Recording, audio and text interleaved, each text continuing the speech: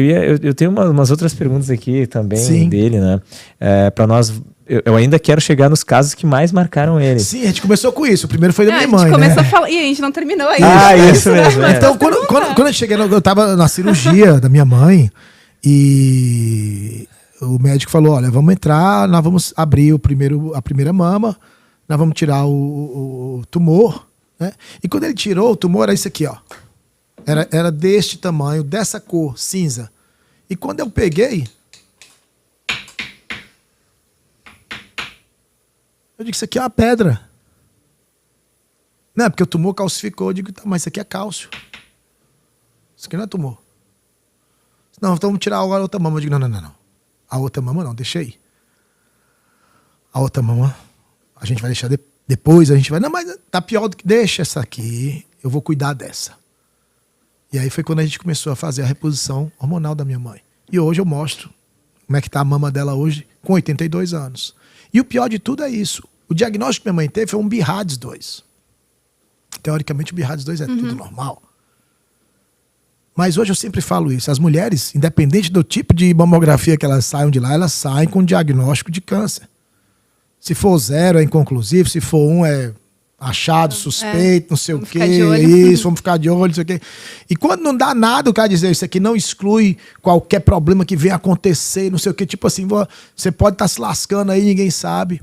Porque veja, antigamente, não sei se vocês se lembram, vocês são mais jovens, mas no tempo da AIDS, eu não sei se vocês já eram nascidos em 81, não sei se eram, mas em 81... Eu 82. Então pronto. Mas é que eu peguei uma... Eu sou bem mais velho, né? Então me perdoem aí a idade, mas assim, no tempo da AIDS, o que é que diziam? Olha, você tá bem aí, né? Mas você pode estar com AIDS. Vá lá no posto de saúde e faça o seu teste de AIDS, porque se você tiver com AIDS, você vai ter que fazer o tratamento. E todas as pessoas que fizeram o tratamento de AIDS, todas, vieram a óbito.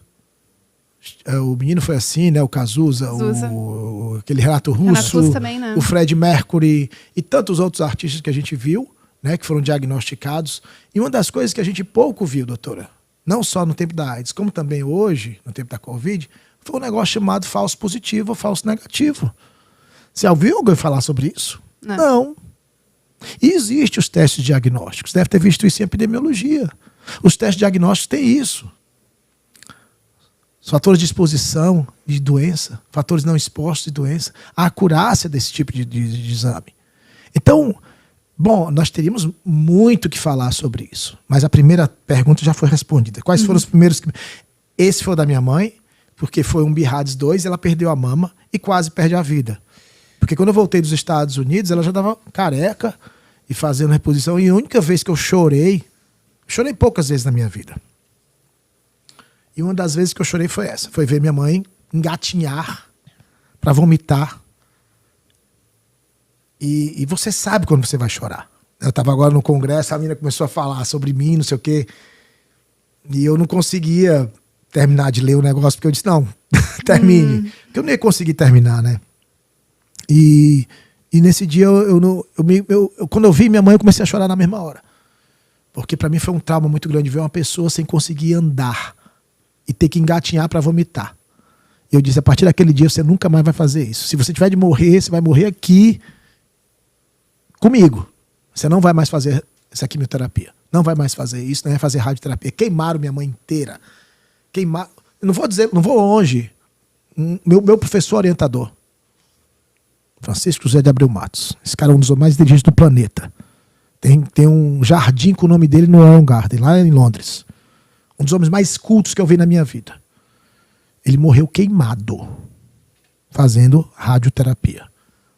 O atestado de óbito dele tem lá queimaduras. Ele morreu queimado. Você sabe o que é isso? Esqueceram o cara lá na radioterapia. Então, assim, nada mata mais do que uma quimioterapia, por exemplo. Não sei o que estou falando, a ciência está... Tem um artigo que foi publicado em 2004, foi esse artigo que eu li, chama-se a contribuição da quimioterapia para os pacientes após 5 anos de sobrevivência. Sabe quanto sobrevivem? 2%.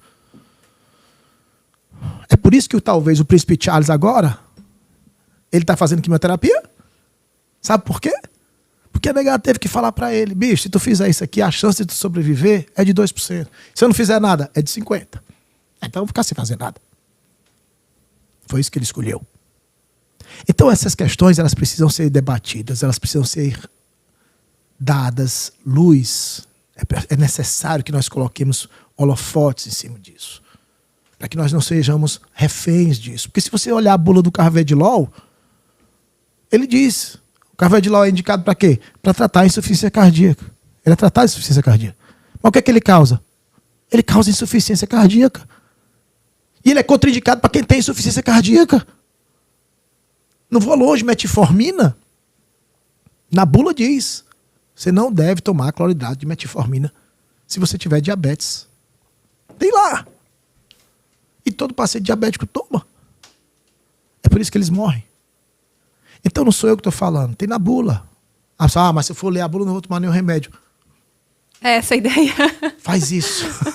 Faz isso que dá certo. Então, é necessário você ter uma... E eu acho isso interessante porque muita gente podia questionar, tá, Marco Antônio, então quer dizer que você é o danadão. Cara, eu tenho 56 anos, tá? Não sou o homem, vamos dizer assim, mais indicado de físico para dizer que eu estou bem, porque eu passo o dia estudando, eu passo o dia escrevendo artigo, eu passo o dia escrevendo livro, eu passo o dia fazendo aula, eu passo o dia atendendo gente. Você viu meu WhatsApp como é que é, tem mais de 15 mil mensagens para responder. É impossível um ser humano responder tudo isso. Mas o que eu quero lhe mostrar é isso, que aos 56 anos, eu estou usando a mesma calça que eu usei no dia da minha formatura com 24. Para mim, isso é alguma coisa importante, porque nenhum dos meus amigos está fazendo isso, que se formaram comigo. Então, eu acho que a reposição hormonal nesse campo me ajudou e muito. Então vamos para a segunda pergunta. O bom é que a gente está indo no caminho mesmo, é o que eles não querem que a gente saiba. E então? E está sendo várias questões relacionadas a isso, né? E eu não sei se essa, talvez, em relação à sua mãe, né? Mas está claro aqui que é um caminho diferente daquilo, Sim. como eu já falei. Disseram que eu ia matar minha mãe. Eu digo, tudo bem, eu vou matar. Não tem problema não. É minha mãe, né? Eu me entendo com ela. Eu me entendo depois com ela. E uma coisa que era, o que motivou ele, né? O que te motivou a seguir esse caminho, que é desafiando bem as práticas convencionais. O que motivou, assim, porque não é fácil. Algumas pessoas, é muito fácil algum hater, alguém chegar na internet, esse cara aí, esse cara aquilo, ou o Gil, isso, ou não sei quem, ou seja o que for. Sim. Certamente em algum momento, quanto mais nós crescemos, a tendência também é mais pessoas que vão em algum momento criticar, etc, em alguma coisa, né? É verdade. E isso não é fácil. Uhum. Existem, claro, algumas motivações, sim, mas eu acredito que essas motivações não são, a maioria das que as pessoas possam imaginar, não são motivações que fariam seguir em frente, apesar de ter embates, críticas, porque é mais fácil, em princípio, é mais fácil seguir aquilo que as pessoas falam, em geral. E o que te motivou e o que motiva, talvez, ainda a seguir nesse caminho, né? Olha, tem um autor, ele era pernambucano, ele dizia que a unanimidade é burra, né? E as pessoas que pensam como unânimes não precisam pensar. E, na minha ótica, é fundamental que você tenha um pensamento, e esse pensamento, se tiver de acordo com o que todo mundo pensa, ótimo. Mas você tem que ter a razão para que aquilo possa ter sustentabilidade. E durante a minha vida toda, né, eu só tive uma coisa que eu tive que parar para resolver. Porque eu já tinha perdido meu pai. E perder minha mãe seria algo, para mim, muito doloroso. E quando as pessoas, na minha ótica, né, as pessoas que fazem curso comigo, meus alunos, eles falam, porra, é tão bom quando a gente tem aquilo pra gente que a gente quer espalhar aquilo para todo mundo. É tipo a religião, né? Tem gente que é crente, quer que você seja crente. Não, eu vou te rezar aqui na sua cabeça, não sei o quê. Né? E aí fica aquela coisa. E eu acho que, de fato, quando você vê a pessoa mudar os hábitos, né? Eu sempre falo isso. Recentemente teve outro caso que foi muito interessante para mim, eu resolvi muitos problemas. Esse caso foi muito legal porque era uma menina que pesava 120 quilos, a Tatiana Miller, né? Ela é uma advogada do Rio, linda. Ela pesava 120 quilos. E ela tá linda agora. Tá linda. E E ela emagreceu muito rápido. E ela sempre relata isso. Ela diz, olha, você não me mudou, você não mudou a minha vida no meu fenótipo. Mudou a minha cabeça, mudou a forma de eu pensar, mudou a forma de eu ver o mundo. Então eu acho que quando a gente faz isso, é fundamental que essas pessoas tenham acesso a esse mesmo tipo de informação que a gente tem. Porque quando você tem isso, você tem algo poderoso na mão. O poder, o conhecimento, ele é muito poderoso. Por isso que quando tem revolução nos países, eu não sei se vocês se lembram da Malala. Meu nome é Malala. Eu sou Malala. A Malala, sabe qual era a arma dela? Um quadro e um giz. Ela levou um tiro na boca dos talibãs. Porque para eles as mulheres, assim como para a gente, nós brasileiros, em 1946, a nossa Constituição, você podia dar uma surra na sua mulher, estava tudo certo. Elas nem votavam, até bem pouco tempo. Em Paris, onde eu estudei, na Universidade de Paris, não podia ter professora mulher. É isso que a gente faz com as mulheres. É assim que a gente sobrepõe sobre elas. Porque elas são muito melhores que a gente. Mas muito. Elas são muito melhores que a gente. E nós, homens, roubamos delas, sabe o quê? O nome. Como é seu nome? É Gil, né? Porque seu pai colocou o último nome Gil, não foi assim? Isso. Mas o nome da sua mãe, como é o nome dela? Cândida. O sobrenome. Era o Cândida é Nogueira Gil. Você não usa Nogueira, não é? Daí eu fico Gil, o sobrenome materno acaba tendo. Você sabia que antigamente o nome era da mãe? Acredito que no Uruguai talvez seja assim. Ainda né? é assim? Eu acredito que os uruguais ou na Espanha alguma coisa. Sabe por quê? Porque não existia teste de DNA. Você não sabe se a sua filha... Sim. Se você não fizer DNA hoje, sim. você sabe que a filha é dela, não é sua. Eu tava ali, né? Pelo menos dela eu sei que eu tava na hora do parto ali, daí eu já... Então eu penso o seguinte, veja, a maior, vamos dizer assim, a maior vantagem do que a gente está discutindo aqui é formar um pensamento. Voltaire, ele falava isso. Goethe, ele falava isso. Que ler é a arte de desfazer nós cegos. É fundamental que as pessoas leiam, é fundamental que elas aprendam, é fundamental que elas exercitem o questionamento. Não acredite no que eu falo. Não. Procure na bula da metformina para saber se a metformina pode ser dada para paciente diabético. Procure na bula do carvedilol para saber se ele não causa insuficiência cardíaca. Procure na bula do losartana para saber se ele não causa hipertensão arterial. São essas questões que a gente tem que discutir. E foi isso que eu falei no meu livro. Acho que foi a partir daí que começou a perseguição. Eu sou muito perseguido. As pessoas, acho que minha cabeça está a prêmio aí, num bocado de canto. Porque o que eu falo vai de encontro a tudo que se pensou antes do que a gente está discutindo, não é? Basta dizer que antes do que eu falava, nenhum dentista prescrevia testosterona. E é mais ainda do que porque existe existe o raiz, existe o convencional, que já não é tão raiz assim. Na minha visão, estou falando de leigo aqui de fora. Sim. Existe o raiz, existe o convencional que não é tão raiz, o pensamento mais convencional, e já tem alguns pensamentos fora do convencional, e tem o seu pensamento, né? Tem o pensamento e tem alguns outros também, né? Então, por isso que é uma forma de entender a sua personalidade para justamente pegar aquilo que é importante para mim, para a esposa, Sim. mas passar para os filhos isso também. Fundamental. Porque perguntas também relacionadas a isso que eu tinha... queria perguntar para ele. Qual foi... se teve um momento decisivo para isso, se foi realmente na questão da mãe ou não. Não sei se foi esse momento, talvez, que disse, não, deixa eu seguir nesse caminho. Foi. E qual foi o maior desafio até agora, assim, de enfrentar isso tudo, de enfrentar as pessoas, quem vai pensar diferente, ou simplesmente, eu ignoro, ou como que é isso? Como que a Catarina pode ser mais forte com a sua experiência, com o seu ensinamento, com o que já passou? Olha, eu cheguei a ser preso, né? Eu cheguei a ser preso e fui para um presídio. Eu sou professor, doutor, tenho pós-doutorado e fui preso por um juiz que, no meu processo, não tem uma pessoa. Para todo crime existe uma vítima. E foi a partir desse momento que eu disse, cara, eu estou no caminho certo. Um dia ainda vou escrever um livro sobre isso, Mas é fundamental que as pessoas entendam e que elas saibam o que é que existe por trás dessas questões. Porque ninguém vai saber o que é que aconteceu no meu processo. Não tem nenhuma pessoa, não tem nenhuma vítima no meu processo.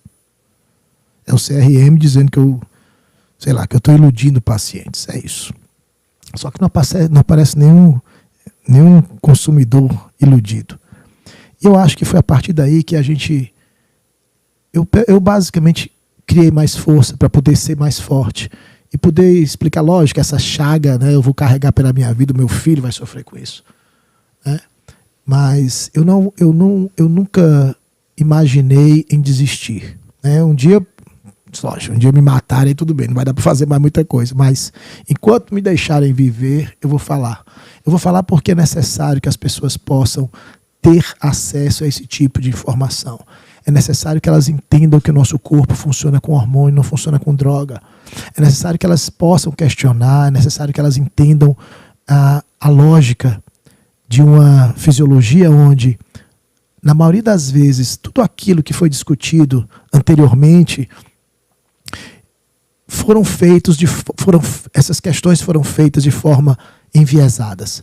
Em inglês chama-se bias, ou viés.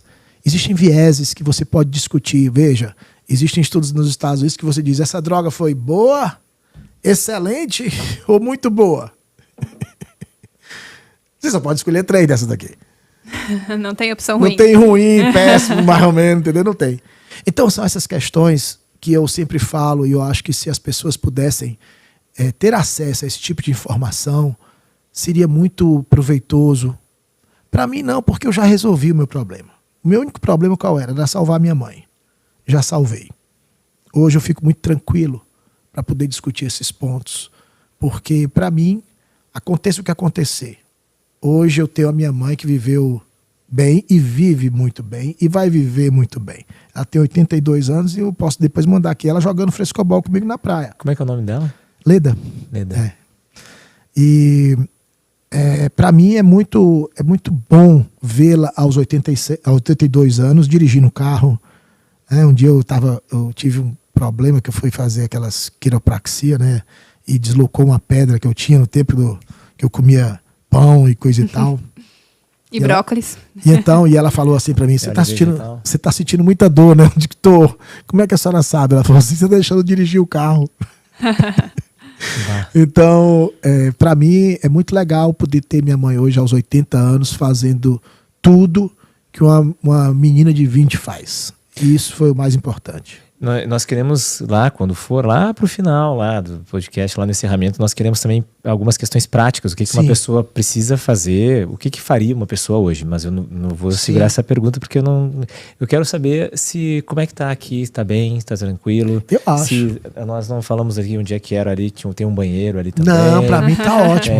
Não, tá na paz. Falou que não queria comer alguma coisa antes, mas temos aqui carne aqui ao lado, tem o uruguaio, acho que era, você estava ali, né? Tem ali tem carne. Eu na realidade eu como só uma vez por dia, né? Hoje eu não tomo café, não almoço e janto.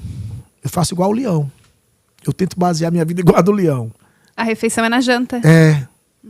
Não sei se vocês já viram aquele Net Geo, muito legal, porque aí tem um leão tomando água assim no riacho, e chega o elefante dando chute no leão, tudo, e o leão tudo correndo.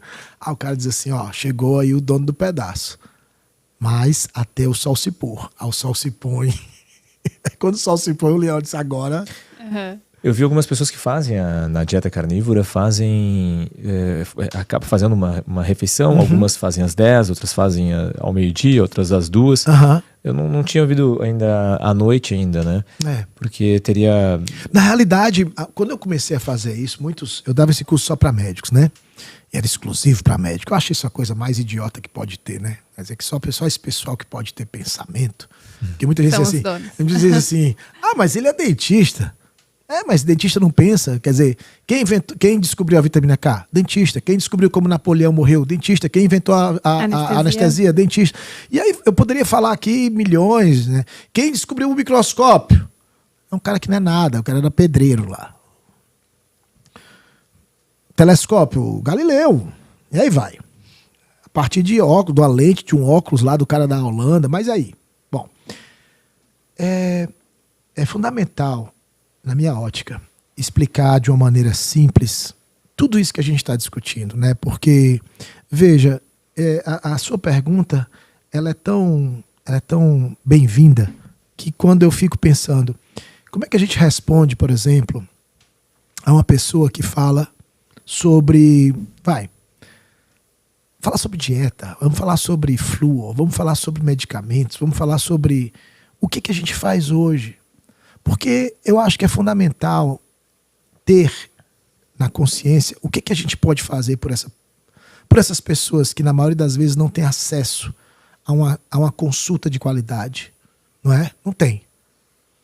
Demora-se muito pouco tempo numa consulta. Não é? O cara olha para a cara do cara assim, é isso, tchau. É isso. Né? E eu me lembro que eu estava dando um plantão lá na TV, eu tive que trancar a medicina. E eu fui dar um plantão com um amigo meu, ele falou assim, daqui para baixo é Plasil, daqui para cá é Buscopan. E te vira aí, vou ficar dormindo.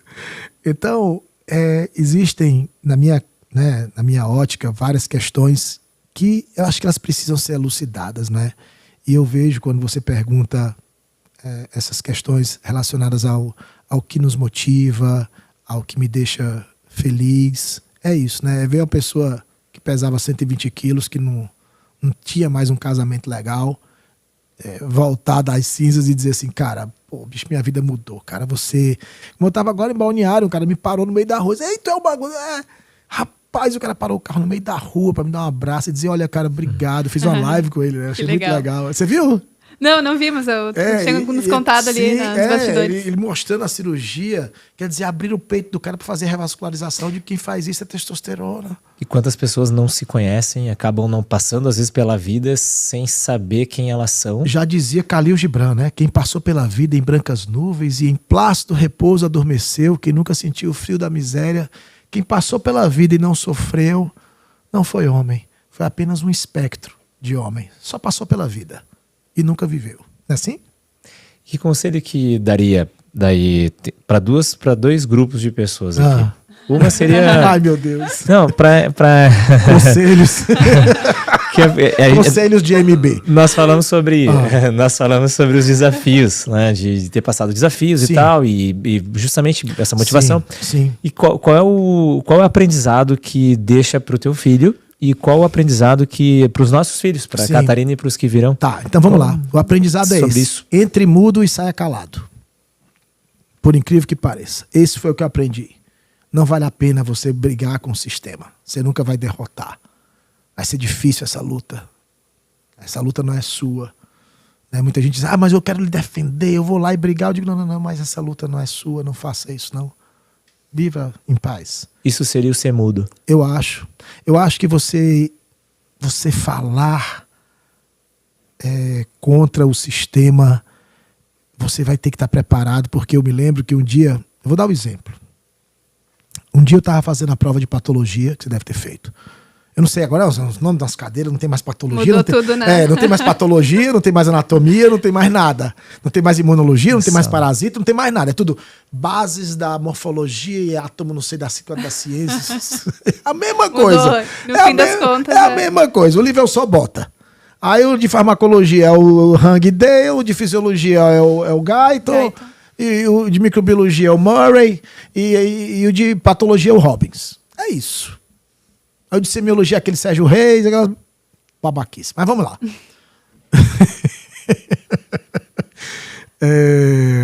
O que eu tava falando? Sobre o aprendizado, né? Sobre ser mudo. Onde é que seria o mudo e sobre a questão do sistema. Né? Então, assim, quando eu entrei na faculdade agora da medicina, e o cara tava dando uma aula sobre progesterona. E ele disse, a progesterona é o melhor dos progestágenos. E eu disse, isso aí tá errado. A classe inteira vira pra mim assim. E aí ele fala assim, não, mas eu tirei isso aqui do livro. Eu digo, o livro tá errado. E a negada olhou pra mim assim, esse cara é louco, né? E eu disse, olha, a progesterona não é progestágeno. Drospirenona é progestágeno. É o que imita a progesterona. Noretesterona é um progestágeno, que imita a progesterona. Levonorgestrel, que tem no Dilmirena, que tem no Microvlar, que tem na pílula do dia seguinte, é um progestágeno, ele imita a progesterona. É por isso que você consegue fazer a não nidação embrião nutre. Quando a mulher transa e estoura a camisinha, seja lá o que for, ela consegue tomar essa pílula no dia seguinte, que é basicamente feita de levonorgestrel, que é um progestágeno. Então, quando eu fui falar isso, teve um churrasco na minha sala, muito legal. Isso eu estava fazendo faculdade de medicina na Univale, lá em Montes Claros. E aí o pessoal, vai ter o churrasco da fulana. E aí, tu vai com que roupa, não sei o quê? Você vai de roupa de banho, porque vai ter banho de piscina. Vai ter churrasco aonde? Tu não tá sabendo não, vai ter o churrasco da casa da fulana. Eu digo, ela não me convidou não. Quer dizer, convidou todo mundo da sala, menos eu, né? Então, assim, lógico, nesse dia eu estava tentando esclarecer para ela essa questão do progestágeno, né? Porque ela dizia que eu estava errado. Eu falei, não, olha, é assim, assado. Então, eu acho que, na minha ótica, você tentar ir contra a maré é muito difícil. Você tem que estar muito bem tranquilo, porque, veja, eu fiz concurso 17 vezes na Universidade Federal do Ceará. Não só na Universidade Federal do Ceará, como no Brasil inteiro, na UNB, mas você fica com um X, tá entendendo? Inclusive no concurso que eu fui aprovado, eu tinha sido reprovado. Graças a Deus ele tinha revisão de prova, mas assim, porque o meu sonho era ser professor. Eu me formei em 92, em 2002 eu não trabalhava mais na odontologia. Eu queria ser professor, sempre quis. Era o meu sonho ser professor. E hoje eu realizei, né? Eu sou professor, sou concursado do Instituto Federal, tenho um laboratório lindo, adoro ficar dentro de um laboratório, adoro fazer pesquisa, adoro ensinar, adoro dar aula. É o meu maior tesão, com perdão na palavra, se puder falar, mas é a minha maior alegria entrar na sala de aula e poder falar para os meus alunos aquilo que eu sei, aquilo que eu aprendi e o que eu quero ensinar para eles. Então, o que eu posso deixar para a Catarina? O que eu posso deixar para o Lucas? Cara, não seja como eu. Não seja Marco Botelho. Não seja, porque você vai pagar um preço muito grande. Quem que eles têm que ser? Eu acho que eles precisam basicamente aprender aquilo que eles, né, aquilo que foi lhe falado, mas estudar aquilo que não foi falado. É isso. Porque, na realidade, hoje nós temos uma vigilância, né? Você vê hoje CRM e CRO, eles se tornam piores do que qualquer algoz, né? A gente fez um congresso agora, e o cara disse que ia palestrar no meu congresso, o CRO mandou uma carta para ele dizendo o seguinte, olha, se você for palestrar, nós vamos lhe caçar. Chegou nesse ponto da pessoa não poder falar no congresso. Olha a loucura. Não é? E assim, eu poderia falar outros exemplos, mas esse é o que me vem à cabeça, mostrando basicamente isso, né? O quanto é complicado, o quanto é perigoso você questionar o status quo. Né? Eu sempre falo isso porque o Steve Jobs, ele fala no filme, no final do filme, ele diz, esse filme é para os loucos. Aqueles que conseguem ver o que ninguém viu e fazer o que ninguém fez. Como é que tu se sente falando sobre isso pro Lucas? Qual é o sentimento agora, nesse exato momento? É muito frustrante, não é? É frustrante porque eu queria dizer para ele, cara, seja como eu, desbrave, faça o novo. Mas eu não quero que ele sofra o que eu sofri. E tá errado da minha parte, porque você é pai. Você deve ter sofrido, não sei se você sofreu muito, eu sofri muito. E quando a mãe do meu filho disse que estava grávida, a minha preocupação era não fazer com que ele passasse pelo que eu passei. De ter que vender galinha em cima de um caminhão, de ter que vender banana na feira, de ter que estudar de noite quando todo mundo estava dormindo e não ter um lugar para estudar. E um dia desse eu estava falando com a minha mãe e ela disse assim, você não vai casar, não. Você não acha ruim não ficar nesse apartamento sozinho? E eu olhei para o apartamento assim... Não, eu acho legal, cara, eu ficar aqui, eu gosto da minha solitude, né, que chama, né? É você não se sentir só. Eu adoro minha solitude, eu adoro ficar só, eu adoro estudar, eu adoro estudar. Eu sou o homem mais fascinado pelo conhecimento. E você sabia que Giordano Bruno morreu porque leu um livro? Daí o problema é você ter muito cuidado com aquilo que você lê. Giordano Bruno, ele leu um livro que chama-se The Nature of the Things. A natureza das coisas. Esse livro era proibido pela nossa igreja católica. E Giordano Bruno foi suficientemente louco para ler esse livro. E nesse livro ele mostrava que existia um querubim que ele vinha aqui, se existe um muro, ele lançava uma flecha, aí batia no muro, tá. Aí ele vinha aqui e subia aqui, lançava outra flecha, batia no muro, ele subia aqui, lançava outra flecha, batia no muro, tá, então vou subir aqui. Até uma hora que não existia mais muros. E aí aquela flecha entrava em órbita. E aí ele começa a mostrar as órbitas dos planetas. Então foi a partir daí que ele descobriu que existiam outros planetas, que o centro do universo não era a Terra.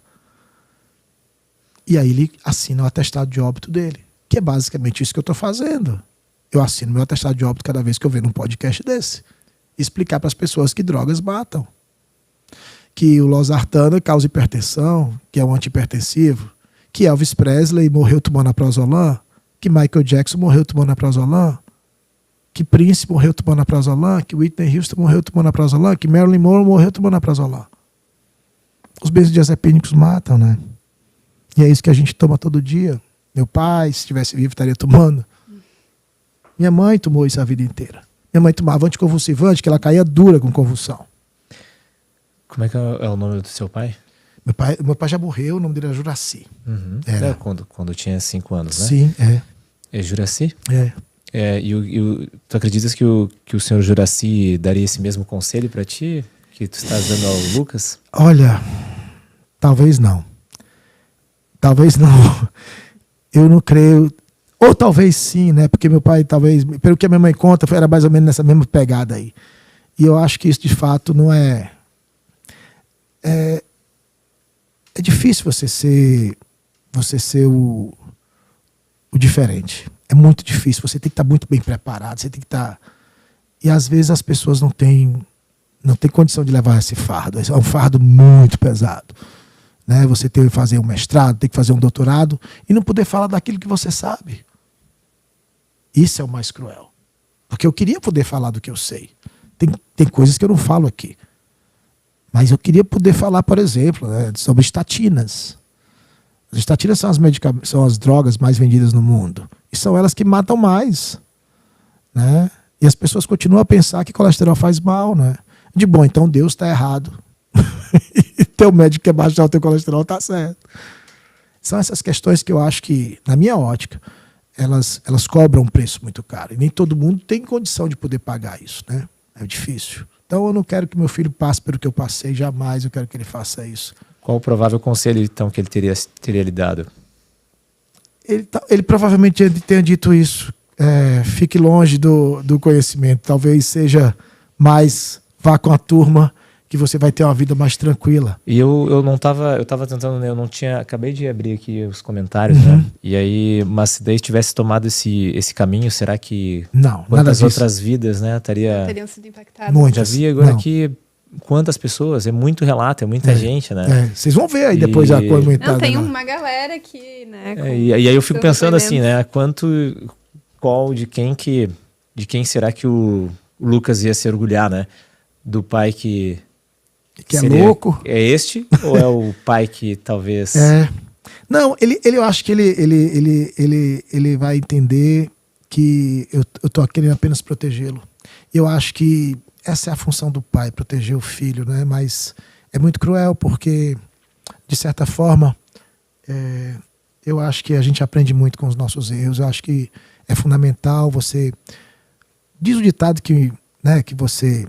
Um mar tranquilo não faz bom marinheiro, né? Então, às vezes é necessário você, como diz o Khalil Gibran, né? Sofrer um pouco na vida, né? Quem passou pela vida e não sofreu não foi homem, foi espectro de homem. E eu acho que é isso que eu não queria que ele passasse, sabe? Eu não quero, porque só Deus e eu sei. Você foi militar, eu sofri tortura no exército. Eu tenho marcas aqui, né? De coronhada, de pistola na minha cabeça, né? Então, assim, eu queria poder falar sobre muitas coisas, mas essas questões, elas trazem à tona, né, memórias, sentimentos que, na minha ótica, eu quero a cada dia tentar deixar no passado para que isso não venha interferir no meu eu, né? Porque é muito cruel, porque o nosso cérebro, ele existe um ditado que ele diz o seguinte, que as palavras cortam mais do que a espada. Não é? Eu tenho na minha voz aqui ecos, né, do meu tio, por exemplo. Meu tio era irmão gêmeo do meu pai. E o maior incentivo que eu tive na minha vida foi esse. Ele dizia assim, olha, você não vai passar na odontologia porque você não é aluno de 9 mil pontos. Porque você fecha as provas, dá 10 mil pontos, né? Ele dizia, olha, aluno de medicina e odontologia são aluno de 9 mil pontos. Você não é aluno de 9 mil pontos. E foi esse tipo de incentivo que eu tive na minha vida, né? O irmão gêmeo do meu pai me falar que eu jamais seria gente na vida. Que eu jamais aprenderia inglês, né? Eu aprendi inglês num ponto do ônibus. Eu aprendi inglês decorando página de dicionário. Enquanto meus primos faziam IBEU e CCAA e coisa e tal, e FISC, eu ia para o FISC para pegar do lixo. Peguei aquela música muito legal, que era, eu adoro até hoje, chama-se Easy, do Lionel Rich. E lá no FISC eles davam para todos os alunos, naquele tempo, 83, você estava nascendo. Não tinha internet. Eu pegava do lixo as músicas do FISC para levar para casa e ficar no ponto do ônibus traduzindo palavra por palavra. E o que era pior, eu não tinha dinheiro para comprar o dicionário em inglês e peguei do lixo um dicionário que meu tio jogou fora, que era de inglês para inglês. Quer dizer, tu não sabe nem tu não tem nem um dicionário de português para inglês, era de inglês para inglês, mas eu fazia aquilo ser o meu melhor passatempo. Então foram essas questões que eu tive que ter na vida, né? Eu estava me lembrando agora, eu estava falando com a Sinara quando a gente estava vindo para cá, o quanto era difícil estudar em casa, né? Eu estudei, quando meu pai morreu, eu fui morar na casa da minha avó. Tinha 12 pessoas na casa da minha avó e tinha 3 quartos. Você vai estudar que horas? Como? Onde? É muito difícil. Mas eu acho que os obstáculos eles existem para quem os vê. Tem crianças bem piores do que eu. Eu tive alunos na universidade bem piores do que eu. Teve um cara que ele dormia na garagem da funerária. Ele era coveiro e passou a odontologia. E eu disse para ele, cara, tem que fazer medicina, cara, vai medicina. Eu estava com ele, cara, tu vai passar, vamos. E aí ele no outro semestre, ele professor, eu passei, cara. Aquilo para mim foi uma alegria danada, sabe? Um cara assim, pobre. E para mim foi uma vitória dele, mas muito minha, né? Eu fiquei muito feliz por ele, né? Eu acho que é assim que o mundo gira.